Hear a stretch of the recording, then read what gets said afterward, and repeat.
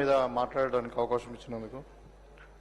అధ్యక్ష, మీకు అందరు కూడా తెలుసు, దక్షిణ భారతదేశంలోనే పేరున్నటువంటి టెంపుల్ మా దగ్గర బాసర్ సరస్వతి దేవాలయం ఉంటుంది.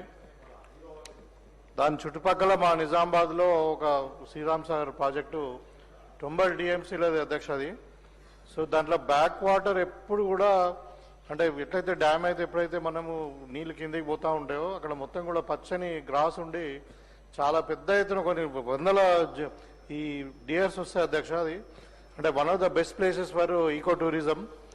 అదేవిధంగా మా దగ్గర ఒక డిచ్పల్లి రామాలయం అని యాన్సిస్టర్ టెంపుల్ ఉంది అధ్యక్ష, 400 సంవత్సరాల క్రితం హెరిటేజ్ టెంపుల్. సో నేను మీ ద్వారా టూరిజం శాఖ మంత్రి గారిని అడుగుతా ఉన్నాను, ఈ బాసర్ సర్క్యూట్లో ఈ పోచంపాడులో ఉన్నటువంటి ఏదైతే ఈకో టూరిజం కొరకు ఉపయోగపడే వసతులను కానీ మరి టెంపుల్ టూరిజం అదేవిధంగా ఇంకా అడ్వెంచర్ టూరిజం అంటారు అధ్యక్ష. ఇప్పుడు ఎక్కడ పోయినా మనం వాటర్ స్పోర్ట్స్ కానీ ఇవన్నీ కూడా ఇప్పుడు పారాషూటింగ్ కానీ ఈ స్పీడ్ బోట్స్ ఇవన్నీ కూడా అంటే సఫిషియంట్ జలాశయాలు ఉన్నాయి అధ్యక్ష. మా జిల్లాలో నిజాం సాగర్ ఉంటుంది, తర్వాత శ్రీరామ్ సాగర్ ఉంటుంది, తర్వాత చిన్న మైనర్ ఇరిగేషన్స్ కూడా రామడుగు ప్రాజెక్టు లాంటివి ఉంటుంది అధ్యక్ష.